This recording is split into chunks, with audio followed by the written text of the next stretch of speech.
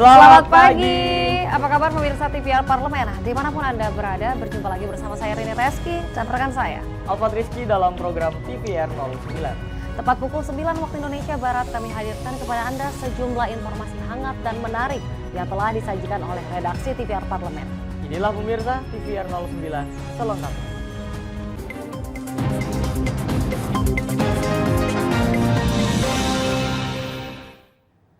Pemirsa, meski ada banyak pandangan yang berseberangan dalam debat umum di sidang Parlemen Sedunia ke-144 yang diselenggarakan di Nusa Dua Bali, seluruh resolusi yang dihasilkan telah disetujui dan disepakati oleh seluruh delegasi negara yang hadir untuk diadopsi.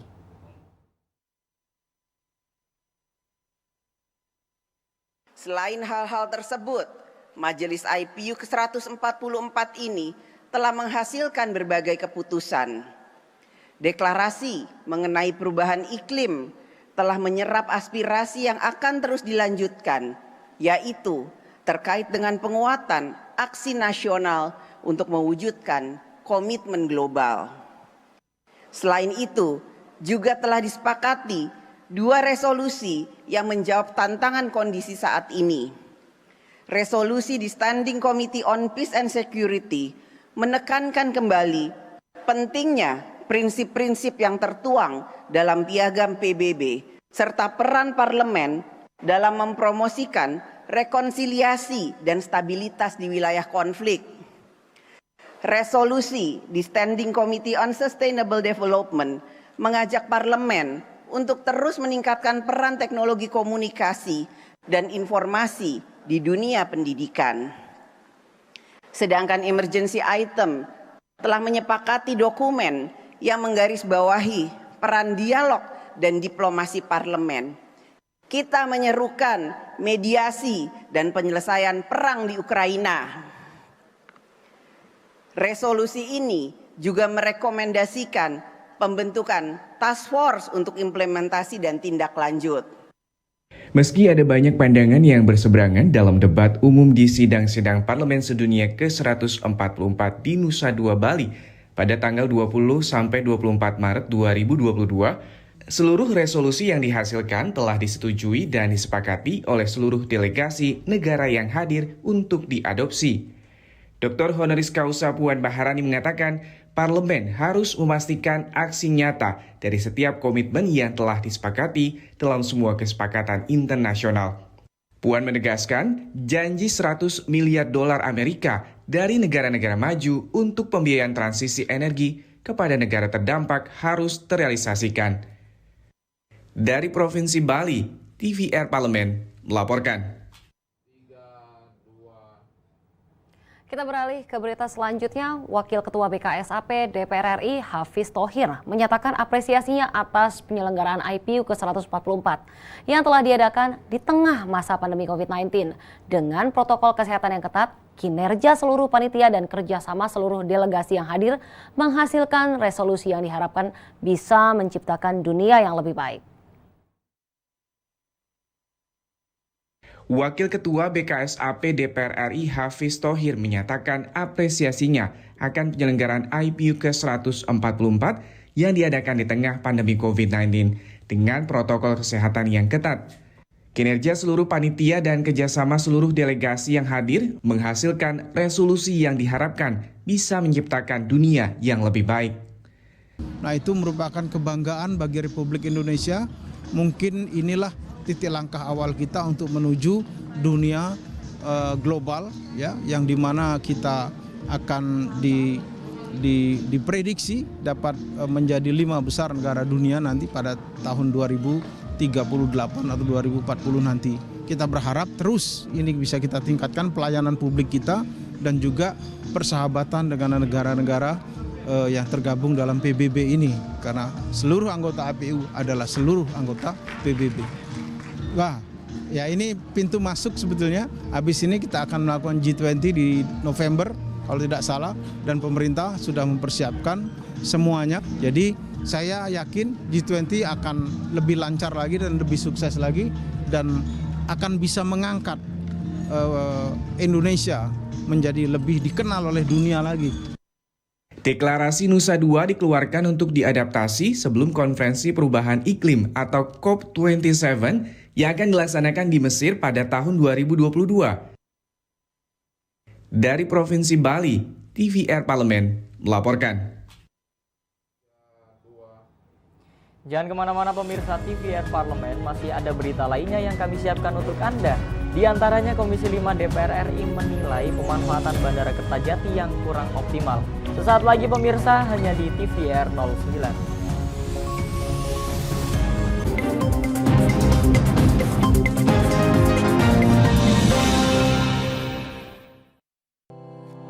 Tugas dan fungsi DPR RI sangat penting bagi negeri ini sebagai pengemban amanat rakyat.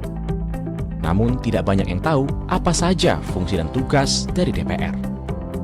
DPR mempunyai 3 fungsi pokok, yaitu legislasi, anggaran, dan pengawasan. Ketiga fungsi tersebut harus dilaksanakan dalam kerangka fungsi representasi yang mengedepankan kepentingan rakyat berdasarkan aspirasi masyarakat dan untuk kesejahteraan rakyat. Dari fungsi legislasi, DPR RI mempunyai tugas dan wewenang untuk menyusun dan menetapkan program legislasi nasional bersama dengan pemerintah, menyusun dan membahas rancangan undang-undang, menerima rancangan undang-undang dari DPD, membahas rancangan undang-undang yang diusulkan oleh Presiden ataupun DPD, menetapkan undang-undang bersama dengan Presiden, menyetujui atau tidak menyetujui peraturan pemerintah pengganti undang-undang yang diajukan Presiden untuk ditetapkan menjadi undang-undang.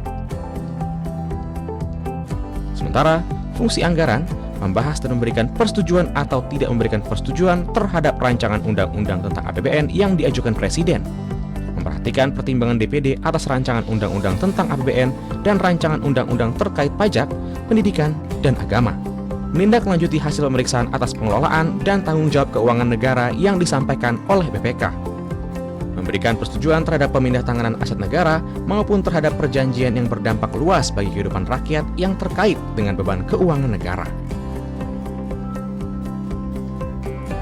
Dan fungsi pengawasan melakukan pengawasan terhadap pelaksanaan undang-undang, APBN, dan kebijakan pemerintah, membahas dan menindaklanjuti hasil pengawasan yang disampaikan oleh DPD terkait pelaksanaan undang-undang mengenai otonomi daerah, pembentukan, pemekaran, dan penggabungan daerah, pengelolaan sumber daya alam dan sumber daya ekonomi lainnya, pelaksanaan APBN, pajak, pendidikan, dan agama. Terima kasih. Video ini dipersembahkan oleh TV dan Radio Parlemen, Biro Pemerintahan Parlemen, Sekretariat Jenderal, dan Badan Keahlian DPR RI.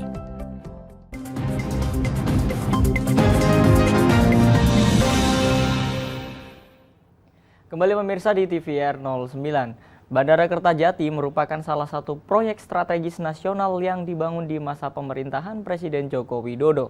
Pembangunan bandara tersebut disokong oleh dana APBN dan APBD Provinsi Jawa Barat dengan total nilai investasi sebesar 4,9 triliun rupiah. Komisi 5 DPR RI menyayangkan besaran anggaran yang dikeluarkan pemerintah tidak sebanding dengan hasil yang diharapkan. Bandara Kertajati merupakan salah satu proyek strategis nasional atau PSN yang dibangun di masa pemerintahan Presiden Joko Widodo. Pembangunan bandara tersebut disokong oleh dana APBN dan dana APBD Provinsi Jawa Barat dengan total nilai investasi sebesar 4,9 triliun rupiah. Komisi 5 DPR RI menyayangkan besaran anggaran yang dikeluarkan pemerintah tidak sebanding dengan hasil yang diharapkan. Anggota Komisi 5 DPR RI Mulyadi menyoroti kinerja manajemen Bandara Kertajati Majalengka, Jawa Barat. Dari hasil tinjauan Komisi 5 belum lama ini, Bandara Kertajati masih sepi penerbangan dan tidak diminati calon penumpang. Menurutnya hal ini disebabkan karena perencanaan pembangunan Bandara Kertajati kurang matang. Hal ini menjadi perhatian serius DPR RI, mengingat pembangunan bandara tersebut menghabiskan biaya yang sangat besar. Untuk itu Mulyadi berharap pemerintah pusat segera membuat kebijakan untuk membantu manajemen Bandara Kertajati dalam memperbaiki kinerja dan tata kelola. Saya mengkritisi perencanaan. Kedua, saya berharap ada semacam business plan yang jelas. Yang ketiga, harus ada intervensi dari pemerintah pusat supaya apa? Supaya kesulitan yang sedang dihadapi manajemen Kertajati ini bisa menjadi solusi yang menguntungkan semua pihak. Anggota Komisi 5 DPR RI Bambang Hermanto menambahkan, masalah konektivitas dari dan menuju Bandara Kertajati harus segera ditangani Pemprov Jawa Barat. Kemudahan akses transportasi diharapkan dapat mengoptimalkan kinerja Bandara Kertajati ke depannya. Konektivitas jalan yang sampai dengan hari ini belum terhubung. Ini menjadi salah satu kendala, menjadi masalah kenapa Bandara Kertajati ini belum dapat dioperasikan secara maksimal. Bani, TVR Parlemen melaporkan. Dari Komisi 5 kita beralih ke pemerintahan Arab Saudi telah menghapus aturan tes swab PCR dan karantina bagi pelaku perjalanan luar negeri pada 5 Maret lalu. Keputusan ini dinilai menjadi angin segar bagi calon jemaah haji dan umrah di seluruh dunia. Komisi 8 DPR RI menilai aturan tersebut bisa menjadi pertimbangan dalam menghitung biaya penyelenggaraan ibadah haji 1443 Hijriah. Pemerintah Arab Saudi telah menghapus aturan tes swab PCR dan karantina bagi pelaku perjalanan luar negeri pada 5 Maret lalu. Keputusan ini dinilai menjadi angin segar bagi calon jamaah haji dan umroh di seluruh dunia. Komisi 8 DPR RI menilai, aturan tersebut bisa menjadi pertimbangan dalam menghitung biaya penyelenggaraan ibadah haji 1443 Hijriah tahun 2022. Di Gedung Nusantara 2 DPR RI Jakarta, Abdul Wahid mengingatkan, meski aturan protokol kesehatan mulai dihapuskan di Arab Saudi, pemerintah Indonesia tetap harus menyiapkan berbagai upaya untuk menjamin kesehatan para jamaah haji Indonesia dan mencegah penularan virus corona di tengah jamaah Indonesia. Hal-hal seperti itu akan menjadi pertimbangan Komisi 8 DPR RI dalam menentukan biaya ibadah haji tahun ini. Wahid menilai usulan biaya ibadah haji dari pemerintah masih bisa diturunkan, karena tidak ada lagi keharusan swab PCR dan karantina di Arab Saudi. Tidak ada PCR dan tidak ada karantina. Kami sangat berharap sekali ini adalah satu komponen yang timbul, dan untuk biaya kesehatan itu kami mohon nanti untuk dianggarkan di APBN. Jadi kalau bisa dianggarkan di APBN, artinya ini nanti akan para jamaah tidak akan terbebani untuk biaya kesehatan. Abdul Wahid berharap saat penyelenggaraan ibadah haji 1443 Hijriah, keharusan swab PCR dihapuskan pemerintah Indonesia. Meski telah menghapuskan keharusan swab PCR dan karantina, semua kedatangan ke Arab Saudi dengan visa kunjungan apapun diharuskan memiliki asuransi yang mencakup biaya perawatan pengguna dari infeksi virus corona. Bani dan Rian, TVR Parlemen melaporkan. Pemirsa, maraknya fenomena investasi ilegal berkedok robot trading menjadi sorotan publik belakangan ini. Di sisi lain, robot trading merupakan inovasi di era digitalisasi yang bisa memberikan keuntungan lebih besar. Untuk itu, Komisi 6 DPR RI menyoroti tindakan Bapepti dalam merespon banyaknya kasus penipuan robot trading. Maraknya fenomena investasi ilegal berkedok robot trading menjadi sorotan publik belakangan ini. Salah satunya skema Ponzi berkedok MLM. Di sisi lain, robot trading merupakan inovasi di era digitalisasi yang bisa memberikan keuntungan lebih besar. Anggota Komisi 6 DPR RI menilai ada celah dari peraturan yang dikeluarkan Kementerian Perdagangan dan Badan Pengawas Perdagangan Berjangka Komoditi atau Bapepti. Di Gedung Nusantara 1 DPR RI Gede Sumarjaya menjelaskan, skema Ponzi berkedok MLM ini sebenarnya bukan ranah Komisi 6. Namun, Komisi 6 DPR RI akan mendiskusikannya lebih lanjut dengan Bapepti. Jika dibutuhkan peraturan atau regulasi tambahan, Komisi 6 DPR RI siap menindaklanjutinya. Aturan yang ada saat ini dinilai menjadi celah pelaku robot trading ilegal yang bermunculan, namun tidak diimbangi hukuman setimpal. Tadi contohkan bahwa itu di Amerika misalnya udah sampai 126 tahun gitu loh di hukuman, sementara kita dicontohkan tadi juga ada yang telah melakukan itu telah terhukum hanya 3 tahun. Ini efek jerahnya di mana itu mereka tanyakan. Nanti itu juga kami akan bawa, karena itu bukan ranah kami sebenarnya, mungkin nanti ranah Bapepti yang nanti akan mengusulkan ke ranah undang-undang sehingga nanti bisa terpenuhinya asas keadilan. Dalam rapat dengar pendapat ini, Asosiasi Penjualan Langsung Indonesia atau APLI menyampaikan skema Ponzi telah merugikan banyak konsumen. Konsumen yang telah membayar tidak mendapatkan jasa atau barang secara langsung. Skema Ponzi jelas berbeda dengan multi-level marketing atau MLM. Di Indonesia, MLM memang diperbolehkan sesuai Permendak Nomor 70 Tahun 2019. Feby dan Acul, TVR Parlemen melaporkan. Baik pemirsa, itu tadi 5 berita pilihan dari redaksi TVR Parlemen yang sudah kami sajikan untuk Anda. Jangan kemana-mana pemirsa, karena sesaat lagi ada berita mendalam mengenai penanganan tindak pidana terorisme. Informasinya sesaat lagi, tetap di TVR 09.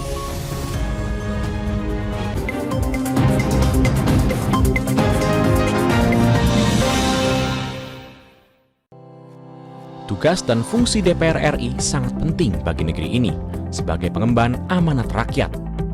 Namun tidak banyak yang tahu apa saja fungsi dan tugas dari DPR. DPR mempunyai 3 fungsi pokok, yaitu legislasi, anggaran, dan pengawasan. Ketiga fungsi tersebut harus dilaksanakan dalam kerangka fungsi representasi yang mengedepankan kepentingan rakyat berdasarkan aspirasi masyarakat dan untuk kesejahteraan rakyat.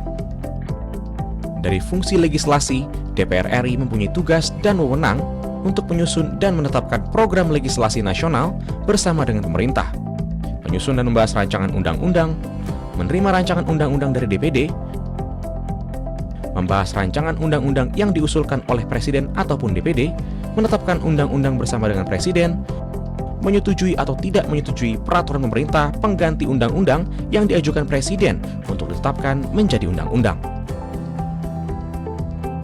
Sementara, fungsi anggaran membahas dan memberikan persetujuan atau tidak memberikan persetujuan terhadap rancangan undang-undang tentang APBN yang diajukan Presiden, memperhatikan pertimbangan DPD atas rancangan undang-undang tentang APBN dan rancangan undang-undang terkait pajak, pendidikan, dan agama, menindaklanjuti hasil pemeriksaan atas pengelolaan dan tanggung jawab keuangan negara yang disampaikan oleh BPK, memberikan persetujuan terhadap pemindahan aset negara maupun terhadap perjanjian yang berdampak luas bagi kehidupan rakyat yang terkait dengan beban keuangan negara.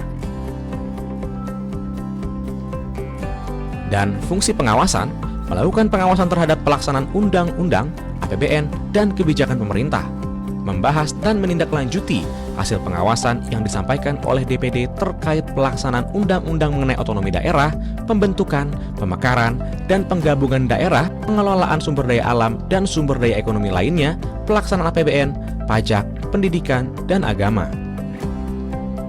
Terima kasih. Video ini dipersembahkan oleh TV dan Radio Parlemen, Biro Pemerintahan Parlemen, Sekretariat Jenderal, dan Badan Keahlian DPR RI.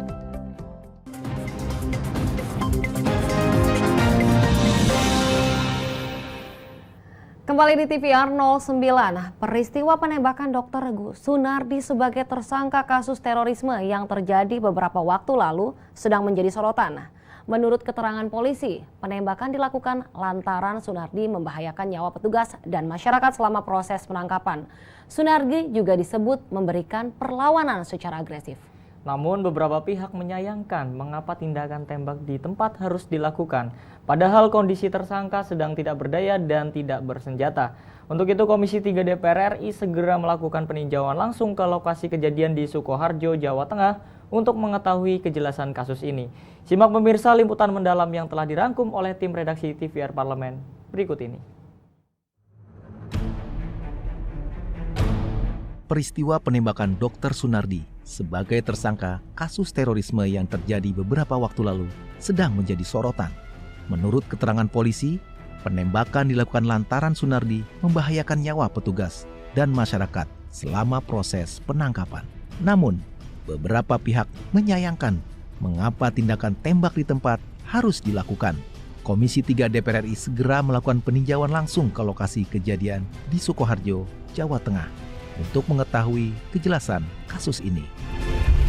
Usai meninjau ke lokasi kejadian dan mendengarkan penjelasan dari pihak berwajib, Komisi 3 menilai penangkapan tersebut sudah sesuai prosedur. Usai RDP di Polres Sukoharjo, Ketua Komisi 3 DPR RI Bambang Wuryanto menilai langkah dan tindakan yang dilakukan tim Detasmen Khusus 88 Anti Teror terhadap tersangka teroris Dr. Sunardi sudah sesuai SOP, termasuk tindakan darurat tembak di tempat yang terpaksa harus dilakukan pihak kepolisian. Tewasnya atau wafatnya Dr. Sunardi itu sebenarnya prosedur dari Densus sudah benar.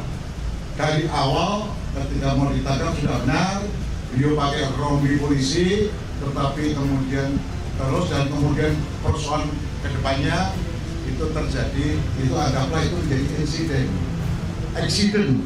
Harusnya tidak seperti itu, tetapi itu eksiden karena tidak bisa diberhentikan. Kalau Sunardi sebagai orang yang terlibat dalam jaringan terorisme itu clear, tapi terbukti.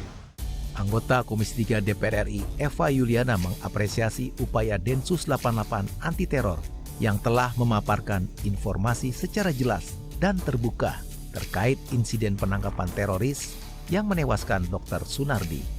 Pembunuhan dan kemudian sekarang yang tersangka itu wafat pada akhirnya, itu sesuatu yang berbeda. Memang pada saat proses penangkapan ini ada proses yang sampai agak panjang ya, sampai kemudian dihentikan tidak berkenan, tidak mau, dan kemudian sampai mobil yang bersangkutan itu menabrak sebuah tembok.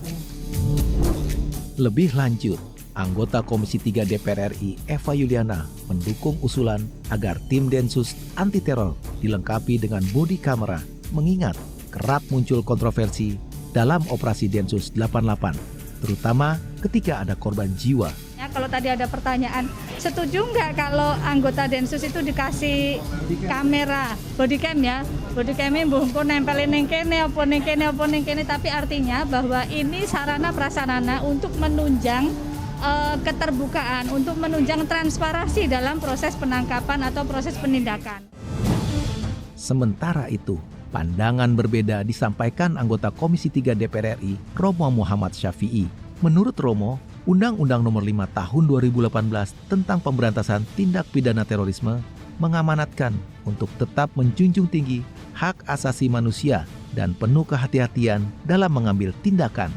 Sebagai anggota Komisi 3, sebagai mantan Ketua Pansus, bukan mantan, memang Ketua Pansusnya saya waktu itu ya, pembuatan Undang-Undang Nomor 5 Tahun 2018 tentang Pemberantasan Tindak Pidana Terorisme, Densus hentikanlah, ya, lebih mengutamakan membunuh terduga ketimbang lebih ingin menegakkan hukum. Jadi utamakan penegakan hukum, bukan membunuh terduga. Jadi pendekatan menghilangkan nyawa itu saya kira itu kan bila keadaannya cukup luar biasa, ya. Misalnya dia juga sedang mau meledakkan bom atau membawa senjata yang mengancam petugas. Sementara itu, anggota Komisi 3 DPR RI Trimedia Panjaitan mengatakan Densus 88 bersama BNPT harus dapat mengenali gejala awal radikalisme sebagai upaya mengantisipasi potensi munculnya paham radikalisme baru. Tapi kita mengingatkan potensi-potensi lahirnya paham radikalisme baru itu juga supaya diantisipasi oleh Densus maupun BNPT.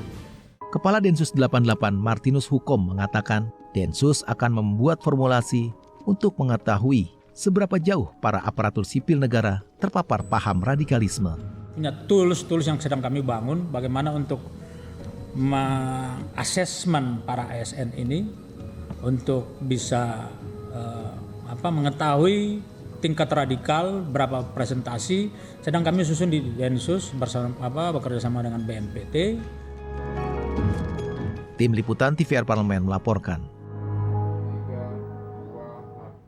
Kita beralih ke berita selanjutnya. Delegasi Timor Leste memuji keberhasilan Indonesia menyelenggarakan sidang IPU ke-144. Liputannya sesaat lagi. Untuk itu jangan kemana-mana pemirsa, pastikan Anda tetap bersama TVR 09.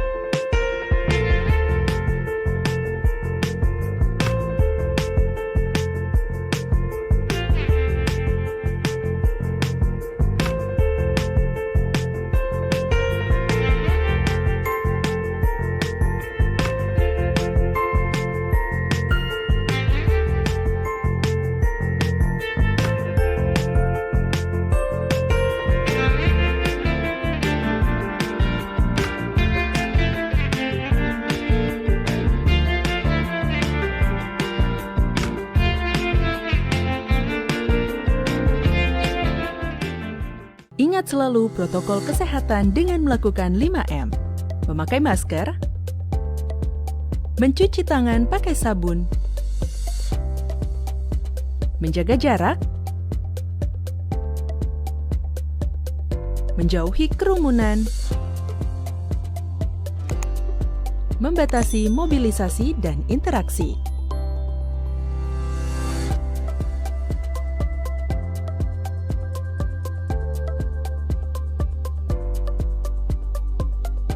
Dipersembahkan oleh Biro Pemberitaan Parlemen, Sekretariat Jenderal DPR RI.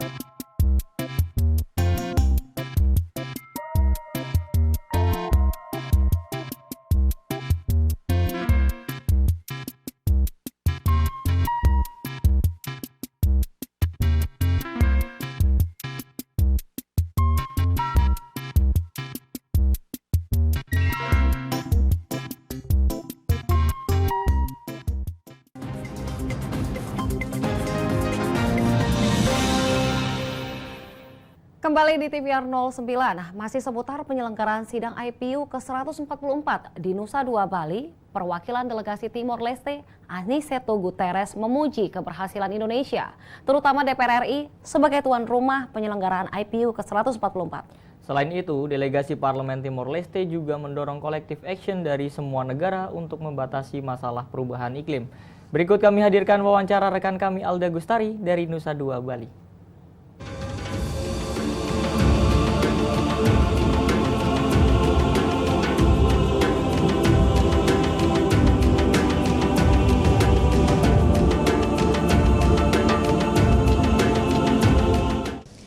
Ya pemirsa, saya masih melaporkan dari Bali dan hari ini saya tidak sendirian, saya akan berbincang-bincang dengan tetangga dekat Indonesia, perwakilan dari tetangga dekat Indonesia. Nah, yaitu delegasi dari Timor Leste yang hari ini diwakili oleh Bapak Aniceto Longuinhos Guterres sebagai Speaker of National Parliament. Ya. Oke, Pak, saya mau berbincang-bincang dulu dengan Bapak dan pertanyaan pertama saya nih, bagaimana pendapat Bapak soal penyelenggaraan IPU kali ini? Saya kira luar biasa dari segi tempat penyelenggaraan, itu mengambil tempat di Nusa Dua, Bali, tempat yang kalau dibandingkan dengan tempat lain penyelenggaraan IPU ini luar biasa di Bali. Hanya saja kebetulan penyelenggaraan kali ini di Bali karena situasi pandemi ya tidak seperti Bali yang dulu. Bali yang dulu saya tahu, saya kenal. Tapi justru karena mengambil tempat di Bali ini akan membangun kepercayaan bagi dunia pariwisata Indonesia, khususnya Bali. Dan itu kedua dari segi protokoler itu luar biasa dan yang saya tahu dari sistem protokoler Indonesia itu tidak hanya parlemen, tidak hanya DPR, tapi protokol kenegaraan itu baik sekali. Dan ini kali ini dalam penyelenggaraan IPU kali ini DPR Indonesia betul-betul sebagai tuan rumah betul-betul menunjukkan itu sistem protokoler yang bagus, dan itu yang sangat mengesankan saya. Dan kemarin dalam pertemuan dengan yang singkat sekali dengan Yang Mulia Ketua DPR RI Ibu Puan Maharani, bahwa Parlemen Timor Leste perlu belajar, dan kami dalam waktu dekat akan mengirim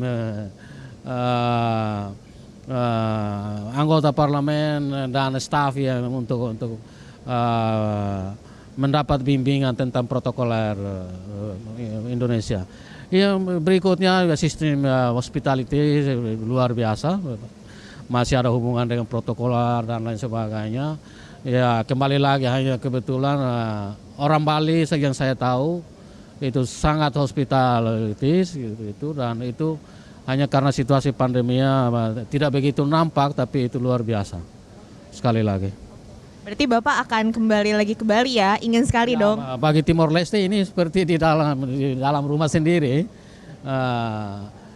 Dibandingkan delegasi yang lain, mungkin di Singapura Singapura dan Timor Leste yang paling dekat, dan penerbangan ke Denpasar, delegasi Timor Leste yang langsung masuk ke Denpasar, sedangkan delegasi yang lain lewat Jakarta. Kita langsung ke Denpasar, hanya penerbangan seperti biasa 1 jam 40 menit, itu seperti di dalam rumah sendiri gitu. Bangga sekali. Dan juga secara pribadi sebagai orang yang lama tinggal di Bali, dan Bali juga seperti kampung halaman saya sendiri karena saya belajar di sini, itu luar biasa. Senang sekali dan selamat untuk pemerintah dan rakyat Indonesia, khususnya DPR RI sebagai tuan rumah untuk IPO kali ini. Sekarang saya mau tanya dengan tema besar kali ini yang berkaitan dengan climate change. Apa yang kira-kira akan Timor Leste sumbangkan untuk resolusi yang akan disampaikan nanti di penutupan, Pak? Ya, kita sudah membayangkan karena tema ini tidak hanya ini menyangkut kepentingan seluruh umat manusia. Jadi tidak hanya kepentingan 1 atau 2 negara, tapi itu kepentingan seluruh umat manusia. Karena itu kita harus komit untuk mencari solusi, mencari penyelesaian. Nah, masih setiap negara telah merumuskan masing-masing politik luar negeri, khususnya juga sehubungan dengan climate change ini. Ini soal hidup dan matinya umat manusia. Kita akan menerima setiap resolusi yang akan diambil. Saya harap hari ini semua, setiap resolusi apapun, dan kita akan memberikan komitmen untuk melaksanakan dan mengimplementasi semuanya. Kalau mau jujur saja, kalau kita masing-masing mencari kontribusinya, berapa yang harus diberi, ya Timor Leste lebih banyak menderitanya daripada berkontribusi kepada itu kerusakan planet ini, climate change dan lain sebagainya. Ya seperti di Indonesia dan Timor Leste juga ikut mengalami itu bencana alam sering terjadi. 2-3 tahun terakhir ini kita menjadi korban dari bencana alam, pemanasan global. Indonesia dan Timor Leste itu semakin panas, dunia ini semakin panas. Karena itu kalau kita mau melihat lebih jauh ke kontribusi terhadap itu, kontribusinya mungkin Timor Leste yang paling kecil itu 0,003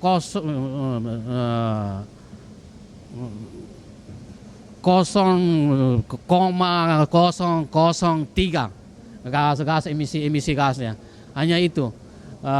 Tapi kita tidak melihat dari berapa yang, tapi kita melihat dari dampak yang kita alami itu ternyata tidak semua sama.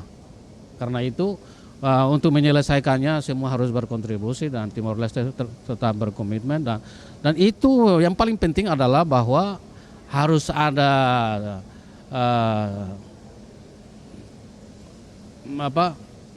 collective action, tindakan kolektif semua negara, seluruh dunia, dan untuk membangun solidaritas dan kerjasama dan upaya yang terus menerus dan konsisten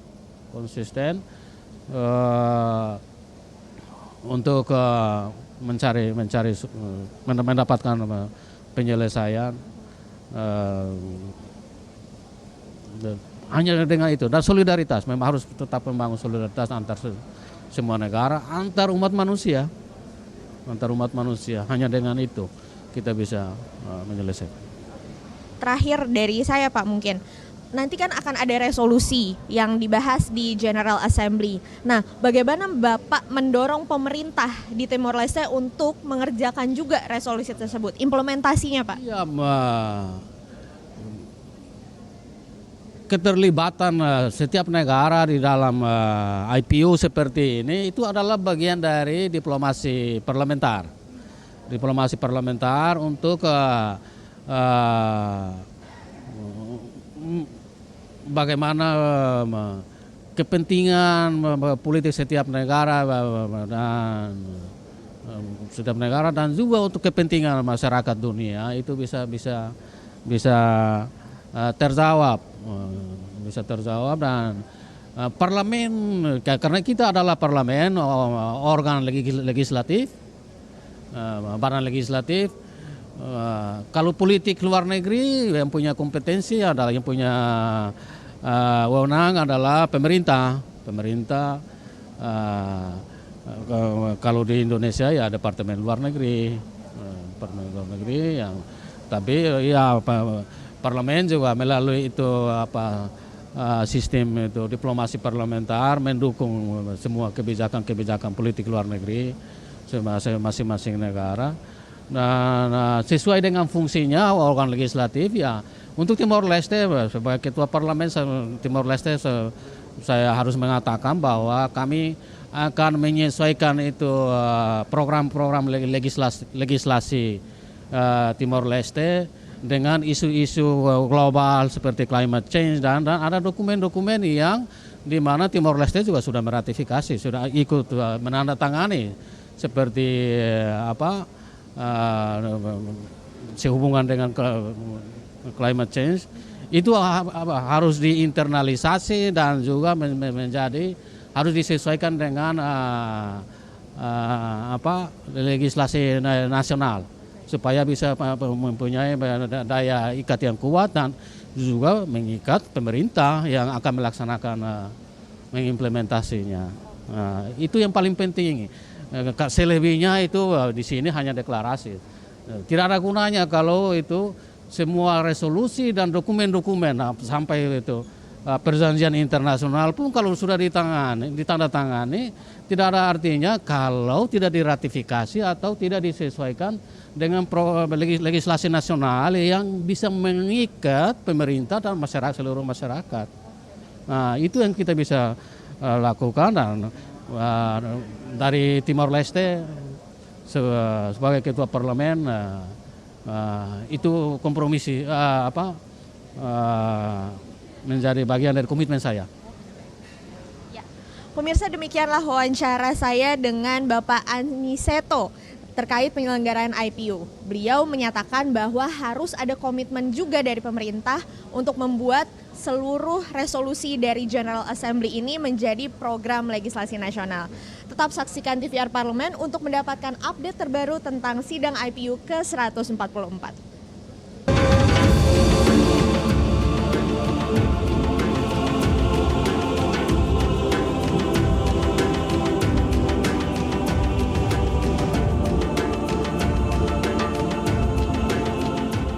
Penghujung acara kami informasikan kepada Anda agenda DPR RI pada hari ini, Jumat 25 Maret 2022. Pada pukul 9 waktu Indonesia Barat, bagian perpustakaan DPR RI akan menyelenggarakan kegiatan pentas sastra bersama kelompok sastra parlemen yang bertempat di lantai 2 ruang perpustakaan DPR RI. Lalu pada pukul 13.30 waktu Indonesia Barat, Wakil Ketua DPR RI Koordinator Bidang Kesejahteraan Rakyat akan menerima kunjungan Duta Besar Ukraina di ruang delegasi Gedung Nusantara 3 DPR RI. Baik pemirsa TVR Parlemen, demikian TVR 09 edisi kali ini. Jangan lupa kembali kami ingatkan, pandemi masih belum berakhir. Untuk itu terus taati protokol kesehatan dimanapun Anda berada. Segenap kru TVR Parlemen yang bertugas mengucapkan terima kasih atas perhatian Anda. Saya Alfat Rizky dan rekan saya Rin Reski. Sampai bertemu kembali di TVR 09 esok hari. Sampai jumpa.